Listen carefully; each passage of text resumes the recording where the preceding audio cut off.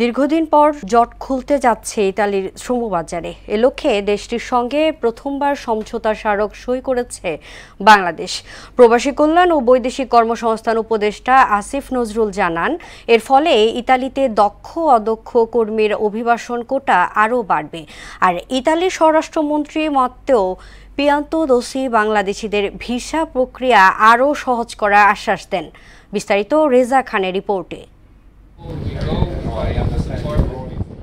2022 সালে ইউরোপের বাইরে থেকে 6 লাখ কর্মী নেয়ার ঘোষণা দেয় ইতালি, কিন্তু বাংলাদেশিদের ক্ষেত্রে দেখা দেয় জটিলতা।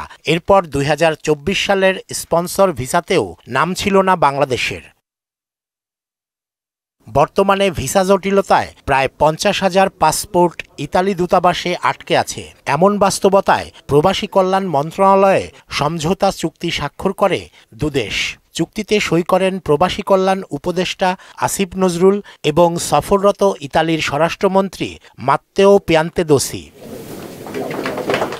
পরে পিয়ান্তেদোসি বলেন, দক্ষ অদক্ষ যাই হোক না কেন, ইতালি সবসময় বৈধ শ্রমিক আশাকে অনুপ্রাণিত করে। Territorio, il problema non è avere immigrazione dal Bangladesh, ma i modi in cui questa immigrazione in qualche modo avviene. Per fare questo sicuramente dobbiamo combattere insieme i trafficanti di esseri umani, incoraggiare il ricorso alle vie legali di accesso ai percorsi di immigrazione. উপদেষ্টা আসিফ নজরুল জানান, অভিবাসনের ক্ষেত্রে বাংলাদেশকে Italy সরকারের ঝুঁকিপূর্ণ তালিকা থেকে বাদ দেওয়ার চেষ্টা চলছে। আমরা একটা হাই রিস্ক গ্রুপে আছি, যেটা আমাদের জন্য একটু সমস্যা হয়ে যায়।